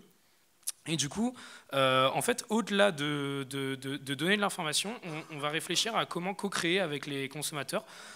Donc c'est ce qu'on va appeler la capacité transformative des consommateurs. Donc en fait, on va les mettre ensemble et on va essayer de faire émerger quelque chose. Et donc un exemple ultra récent, disons, c'est qu'en mai 2023, sur la zone a été mise en place une mutualisation des trajets chez les producteurs locaux. Et donc en fait, ça c'est ce genre d'initiative à l'échelle du territoire qui à la fois stimule la production et la consommation locale, mais également stimule aussi un tissu social finalement sur le territoire. Et les pratiques donc c'est un exemple ultra concret, mais voilà, c'est ce genre de truc. Quand on parle de créativité des consommateurs et des habitants, c'est ce genre de choses qu'on étudie et qu'on essaye aussi de mettre en place avec eux dans une démarche justement transformative, disons, aussi de la recherche. Merci Jérôme. Avant que Stéphane doive nous quitter, peut-être je vais lui redonner la parole pour qu'il réagisse en fait à certains points qu'il a entendus et qui pourraient également nous éclairer pour la suite de ces assises. C'est à toi Stéphane. Je vais me mettre un petit peu en mode philosophique, si vous le permettez. Je disais tout à l'heure, on a soulevé la question du contrôle, mais il y a une autre question qui nous amène, je pense, pour beaucoup au déni, soit à l'angoisse et voire à la radicalité, c'est on commence à comprendre à quel point on est vulnérable. Quand des petits trucs qui se promènent sur ma table, qu'on appelle un insecte, vont cesser d'exister, on va avoir un gros problème de production de bouffe. Quand il s'agit d'augmenter de seulement 3 degrés la température moyenne globale pour qu'on ait des résultats catastrophiques sur la question de l'eau, sur la sécheresse, sur le trop d'eau, etc., c'est de la vulnérabilité aussi. Et je me demande si quelque part, psychologiquement, on ne va pas vivre bientôt une espèce de grande crise collective avec notre société qui nous a amené à penser qu'on contrôlait tout et qu'on n'avait plus besoin de s'inquiéter de grand-chose pour finalement se dire, finalement, on est hyper vulnérable en tant qu'espèce. Ça me rappelle un peu cette pyramide où on voyait en fait les humains et en dessous, il y a tous les animaux qu'on mange et en dessous, il y a tous les arbres et les plantes que les animaux qui sont sur l'échelle au-dessus mangent. Et ça nous a amené à penser, nous, occidentaux, que ça veut dire qu'on est au sommet de l'échelle de la pyramide.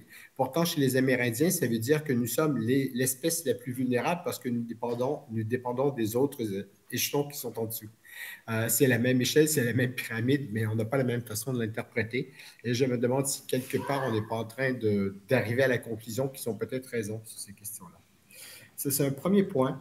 Deuxième point, qui peut donner une claque aussi à nous, espèce très anthropocentrée, c'est que finalement, on n'est peut-être pas au centre de la création.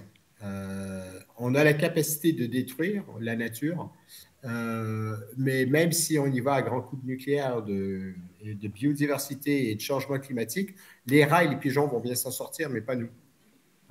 Ça aussi, ça donne une petite claque à notre ego humain. Et c'est peut-être pas très facile à encaisser, je pense, psychologiquement. Peut-être un dernier point, un peu moins philosophique et plutôt plutôt plus important pour moi, en tout cas scientifiquement et méthodologiquement, c'est que je remarque que dans beaucoup de plans de végétalisation, de biodiversité, là je parle de politique publique, stratégie territoriale en France, on tend à évacuer la question des impacts du changement climatique. On ne la prend simplement pas en compte, pas parce qu'on l'évacue dans le sens actif, je ne veux pas en parler, mais parce qu'en fait, ça ne rentre pas dans l'équation. Et quand on commence à planter des arbres maintenant et que dans 15 ans, ils vont avoir des problèmes parce que des nouvelles maladies, des nouveaux champignons, des nouveaux insectes vont arriver. On voit déjà le phénomène au Québec où une partie d'une forêt de conifères a été bouffée par ce qu'on appelle un insecte, la tordeuse d'épinette.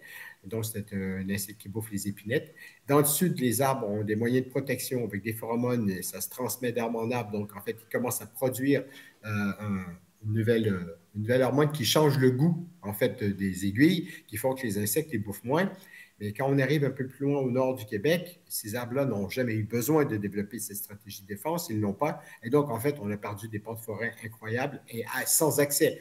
On ne peut même pas l'utiliser comme bois de chauffage. C'est juste, il n'y a pas de route, il n'y a rien.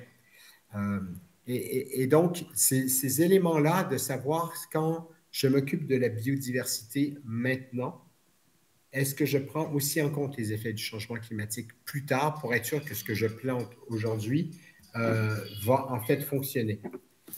Dans 10 ans, est-ce que ça va croître? Est-ce que ça va mourir? Et ça, c'est des enjeux qui sont importants. Il y a quelques villes qui le font correctement bien, mais la plupart des villes ne le font pas très bien. La ville de Paris le fait très, très bien.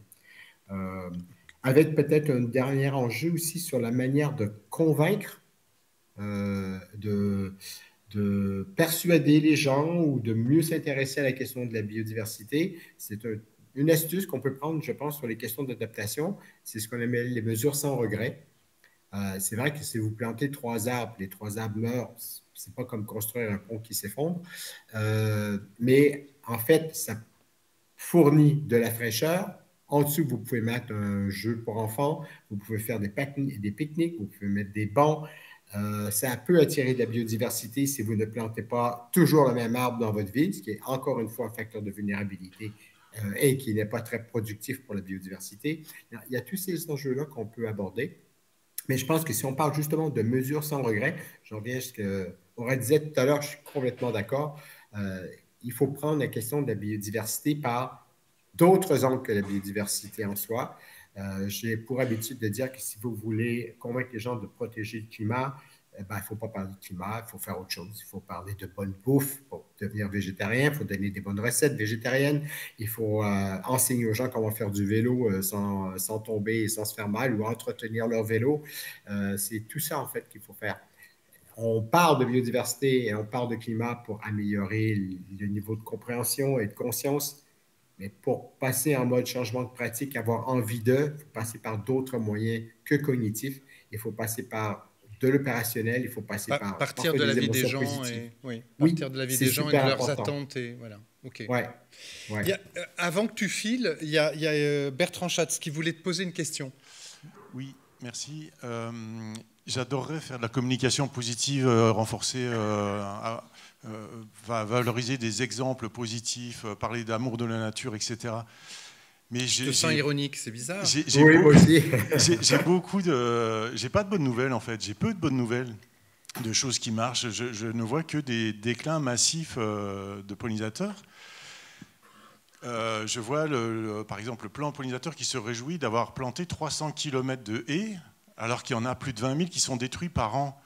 Comment on fait pour passer du 1% d'action positive à 100% ou à plus pour arriver à cette fameuse restauration de la nature? Comment on fait pour agir massivement? Attends. Juste. Oui, mais tu vas intervenir, Michel. Mais ok, je vais du coup donner la parole à Stéphane, parce que c'est une question à Stéphane, et je te donne la parole après Michel. En fait, pour moi, cette question-là, c'est comment on passe d'une minorité d'individus dans une population qui ont envie d'agir à une majorité. En fait, c'est une première question. Ça, c'est passer de l'individuel au collectif, mais il faut aussi penser au structurel, c'est-à-dire au fonctionnement même de notre société qui font qu'on a beau vouloir collectivement faire quelque chose, il est difficile de le faire. Et en fait, on parle de pression, on parle d'encouragement d'un côté, on parle d'obligation de l'autre. Et toute la complexité et l'astuce, si on veut, la stratégie derrière, pour moi, en fait, mon travail de compréhension des freins et des moteurs au changement, c'est de voir quand est-ce qu'il est absolument nécessaire pour quel type de secteur, quel type d'action, quelle phase de vie, de faire de la contrainte et d'obligation.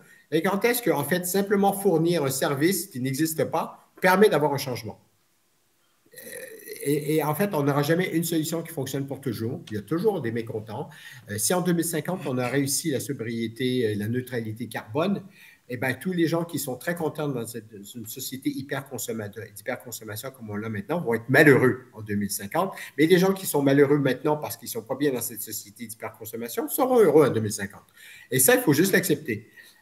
Mais c'est pour ça que là, ici, en fait, là, c'est toute la question je trouve en tout cas, des normes sociales profondes et ensuite des politiques publiques qu'on doit mettre en œuvre.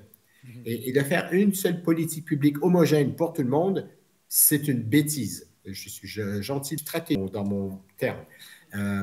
Il faut faire quelque chose qui est beaucoup plus dynamique, beaucoup plus stratégique en termes de ciblage sur des populations. Ma capacité à moi, Stéphane Labranche, avec les connaissances que j'ai, les moyens financiers, de compétences, d'organisation, d'aller chercher de l'information, d'en tirer des conclusions pour ensuite agir, parce qu'en plus j'aime ça, ne sont pas les mêmes pour d'autres. Et donc, parfois, il faut avoir donc une diversité de moyens, ça c'est clair, et une diversité de stratégies. Et ce qu'on commence à comprendre en matière d'atténuation sur le changement climatique, c'est sur la question de la mobilité. On sait maintenant, on ne fait pas assez, je suis d'accord avec vous, on ne fait pas assez vite, je suis d'accord avec vous, mais on sait maintenant correctement comment mettre de la pression sur la voiture tout en allégeant la pression, voire en contribuant au changement d'autres types de mobilité à côté. Et c'est ça qu'il faut arriver à faire sur chaque secteur, sur la production agricole, sur l'adaptation au changement climatique, sur la restauration de la biodiversité. Merci beaucoup Stéphane, et d'ailleurs merci parce que je sais que tu dois partir, vraiment de ta présence et des apports qui vont vraiment être utiles pour la suite de nos échanges. Merci. Je rajouterai à ce que tu viens de dire, ce que nous avons dit, je ne voudrais pas qu'on le perde, c'est aussi cette idée de dire que l'un des éléments, enfin l'une des solutions, c'est, j'ai envie de dire, c'est pas de la dictée. C'est pas de la dictée depuis nos savoirs, depuis nos rôles institutionnels, mais c'est aussi finalement d'avoir l'humilité de se mettre au service de tous les acteurs pour pouvoir, et on retombe sur la question de la gouvernance, pour pouvoir aussi la co-construire avec l'ensemble des acteurs. Et ça, je pense qu'il y a vraiment du chemin à faire. On n'aura peut-être pas, pour te répondre Bertrand, le bon timing. Le coup est parti, c'est incontestable, que ce soit sur le climat ou sur la biodive, mais si on ne met pas tous les acteurs en marche, ensemble, en acceptant les conflictualités qui sont inhérentes à ces jeux d'acteurs, je pense qu'on ne s'en sortirait pas. Mais je veux bien passer la parole à Michel qui avait envie de réagir. Merci Vincent. Simplement, je suis désolé Bertrand, mais ce que tu dis n'est pas tout à fait exact, et je vais le préciser parce que je crois que effectivement, moi j'ai bien apprécié le fait qu'on devait avoir des signaux quand même positifs dans une action. Hein. Notre cerveau est prompt à avoir des satisfactions. Je crois qu'il faut quand même qu'on se mette dans cette posture-là. Il y a des motifs d'espérance en quelque sorte. Enfin, moi j'ai bien apprécié, messieurs, ce que vous avez dit.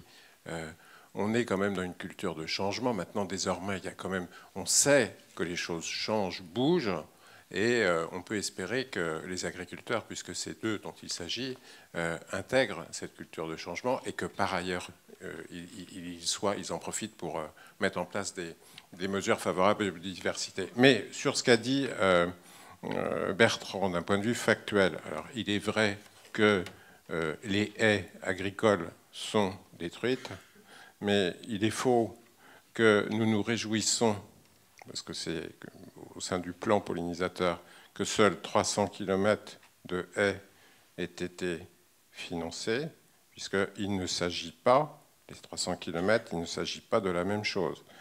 Les 300 km dont tu parles sont ceux qui ont été financés en 2023 par le Fonds vert, qui ne concerne pas le milieu rural, d'accord, qui concerne le milieu urbain. Donc tu ne peux pas comparer les deux. Par ailleurs, nous ne réjouissons pas qu'il n'y ait que 300 km en milieu urbain. puisque tout ça représente à peu près 2 millions d'euros, alors que nous avions mis à disposition 15 millions d'euros. Interrogeons-nous sur le fait que les acteurs territoriaux n'aient pas suffisamment consommé. Ça, c'est plutôt un motif Au passage, de travail. Michel, D'accord. 2 millions d'euros mis à pour disposition, expliquer ça 15 millions qui n'ont pas été consommés. quelques pistes pour expliquer ça, Bah, ce décalage je n'ai pas de piste, on n'a pas fait d'études sociologiques ou des choses comme ça. Mais en même temps, c'est la réalité. Il y a eu des communications sur la stratégie nationale biodiversité, sur le fonds vert, etc. La réalité, la triste réalité, c'est qu'en milieu urbain, les collectivités, hein, je ne parle pas du milieu rural, les 300 km, contrairement, tu l'as bien compris quand même, Bertrand, hein, c'est le milieu urbain pour lequel, il y a 300 km, nous ne nous réjouissons pas du tout. Nous le déplorons qu'il n'y ait que 300 km. Parce que la question que je pose à l'ensemble des acteurs, c'est de dire aussi 15 millions d'euros, seuls 2 millions d'euros ont été utilisés. Alors ensuite, je reviens sur le milieu rural. Certes, il y a des destructions de haies, on peut le regretter, et pas partout, et dans certains territoires. Voyons les choses concrètement. Effectivement, sur des territoires que moi je connais bien en province, il y a des destructions de haies, mais par ailleurs, il y a un programme qui s'appelle Plantons des haies de France Relance qui en reconstitue également. Et là, les derniers chiffres, il faudrait les sortir. Michel, ce n'est pas 300 km. Mais c'était nécessaire d'apporter ces précisions. Il y a une micro-intervention, mais micro, hein. J'ai très peur quand on te donne le micro. Micro, merci. Oui, c'était juste pour préciser, en fait, les chiffres sont à peu près ça. On détruit encore on plante 10 à 11 000 km de haies en milieu agricole, ce qui est impressionnant, enfin ce qui peut paraître impressionnant, mais on a un différentiel négatif parce qu'on continue à en couper plus. Donc ce n'est pas les mêmes chiffres, mais globalement, on perd encore des haies. Alors qu'on part d'un constat qui est de 1,5 à 2 millions de kilomètres de haies coupées en 100 ans. C'est-à-dire, je précise, ça fait 40 à 50 fois le tour de la Terre en France. Quand on nous dit on va planter 50 000 kilomètres de haies, c'est impressionnant. C'est ce qui a été détruit dans le simple département de la Manche. Donc il va voir qu'on le multiplie par 96 pour que ça ressemble à quelque chose. Et donc on est loin, c'est ça. Mais alors, vu qu'il faut finir sur un point positif, je vais dans ton sens, Michel, c'est très facile, très rapide et bien plus efficace que tout ce qu'on fait de favoriser, de laisser ou d'accompagner les haies spontanées. Et là, on pourrait faire des centaines de milliers de kilomètres si on dédiait des espaces à la nature. C'est ça le partage dont je parle. Et c'est ça, ça coûte rien. Ça coûte rien, ça coûte un tout petit peu de temps. C'est juste regarder l'herbe pousser, ça c'est magnifique. Un petit peu de changement aussi de culture. Excuse-moi. Juste pour contrebalancer par rapport à l'intervention de Michel, je voulais aussi remercier la présence d'une femme dans ce collectif, parce qu'il n'y a eu que les messieurs qui ont été remerciés. Voilà, merci Aura. Du coup, on va conclure par un mot de nos intervenants qui sont ici. Vraiment un mot, voilà. Juste pour parler là du débat, voilà, sur les haies, ok. Le parcellaire, on en a évidemment, hein, quand vous regardez les travaux scientifiques, vous savez que c'est la taille des parcelles, bon, je reste dans le milieu agricole, pardon, qui est quand même un levier essentiel. Ce genre de choses ne peuvent se concevoir seulement si on parle valorisation, chaîne de valeur agricole, et voilà. Quand en zone de Chizé, on travaille avec les céréaliers en leur disant, vous voyez, vous pouvez améliorer votre système pour la biodiversité en faisant de la rotation longue, en mettant de la luzerne, en mettant de la bourrache, enfin tout ce que j'ai dit tout à l'heure, ils nous regardent en disant, oui, en gros, vous voulez qu'on devienne chevrier. Parce que nos voisins là-haut qui font de la chèvre et qui voilà, c'est ça que vous vous dites. Ouais, voilà. Voilà. Oui. Donc c'est ça. Hein. Donc c'est exactement ça. Et donc ça touche vraiment à cette image, au métier et à la valorisation pour les nourrir, parce qu'on parle quand même à une population avec un taux de suicide de 46% plus fort que la tranche d'âge. Voilà, donc quand même, il faut aussi prendre en compte. Jérôme ?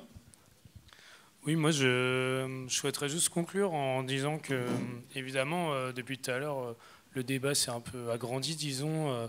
Je parle évidemment de la pollinisation, donc on est ici aux assises de la pollinisation. Mais je pense que cette table ronde, et puis tous ici présents, on est bien conscients que justement la pollinisation doit rester un prétexte, disons, pour des actions plus larges. En fait, on a parlé justement des solutions uniques, des solutions fondées sur la nature qui, en fait, solutionnent des problèmes de biodiversité beaucoup plus larges que la pollinisation et même au-delà de nos sociétés même. Donc voilà, c'était juste pour dire que la pollinisation, pour moi, doit rester un prétexte, disons, à des changements plus globaux et plus profonds. Aura, merci. Donc pour le mot de la fin, pour moi c'est vraiment donc un mot-clé modèle mental.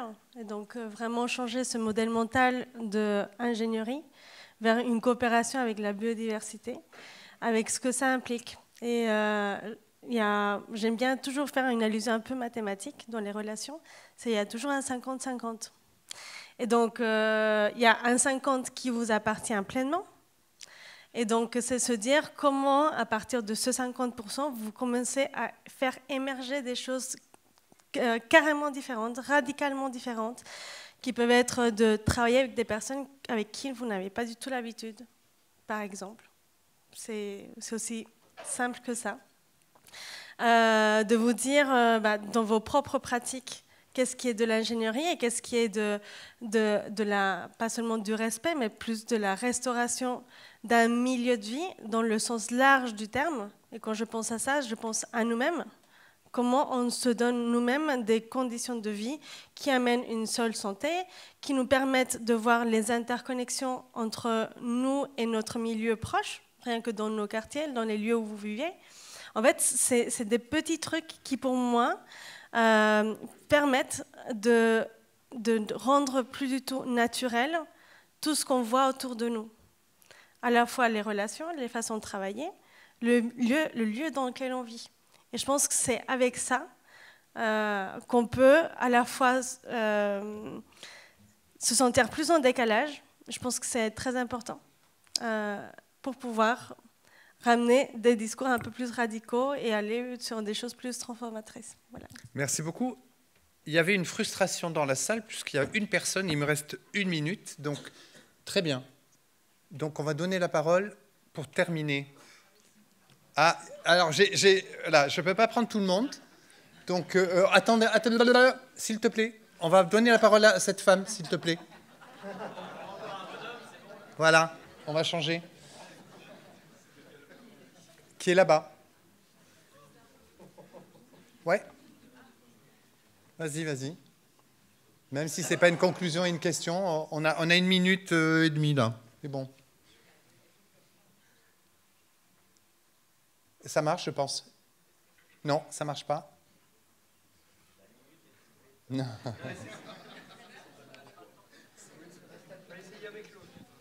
Merci. Solidarité féminine. Moi, c'est une proposition d'action, du coup, passage à l'action, vis-à-vis des pratiques agricoles. Ça fait quelque temps que ça me trotte dans la tête, mais j'y connais pas grand-chose. On a parlé des assurances. Moi, je me pose la question de si on a une idée de la motivation de la société civile à participer au changement de pratique d'un point de vue financier. Parce que, en fait, d'une part, il y a 80% de la population qui vit en milieu urbain et qui n'a pas forcément capacité à faire au quotidien des choses pour les changements de pratique agricoles au-delà de la consommation.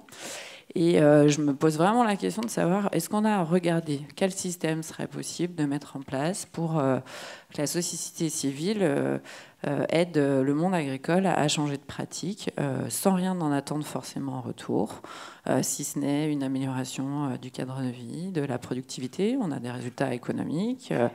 Et ça permettrait aussi au monde agricole d'affronter l'aversion au risque qui, moi, je me mets complètement à leur place. Je viens du monde rural.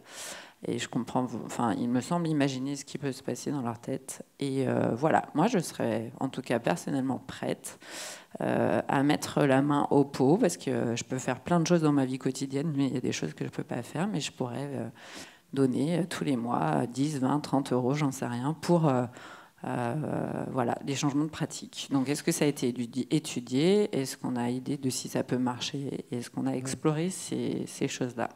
Alors, merci. Merci beaucoup de cette remarque qui, en fait, ouvre peut-être la piste de la deuxième table ronde qui aura lieu demain. J'espère que vous serez là. Parce que Zafarini Ouingabiré, qui sera avec nous, a regardé un peu cet aspect-là, notamment l'implication de la société civile et des consommateurs dans les approches sur les services de pollinisation. Donc elle pourra, je pense, vous répondre au moins en partie à votre interrogation. Et il y a juste devant, c'est pour répondre peut-être à cet élément, il y a un besoin de micro. Voilà. Juste derrière, voilà. En très court et puis on conclut. Je suis désolé là-bas. Alors, il y a des paysans dans le Doubs qui sont installés. Ils s'appellent Nicolas et Noria Collet, qui ont une ferme sur laquelle ils ont des logiques, des pratiques et une éthique. Et il y a sur YouTube une vidéo qui les concerne et qui montre les haies qu'ils plantent, le système qu'ils ont installé pour qu'il n'y ait pas de déchets, pour qu'ils dépensent le moins possible d'électricité. Ce sont des paysans qui font partie de la Confédération paysanne. Ça existe. Voilà. Et il y a des associations qui s'appellent les Amis de la Confédération paysanne auxquelles on peut participer. Voilà. Très bien, merci beaucoup. Il y a des retours d'expérience également qui seront présentés dans les différents ateliers par écosystème et vous trouverez un certain nombre de réponses, je pense, à votre question à travers un certain nombre d'expériences qui seront relatées. J'en profite donc pour vous dire que là, nous allons donc arrêter cette table ronde.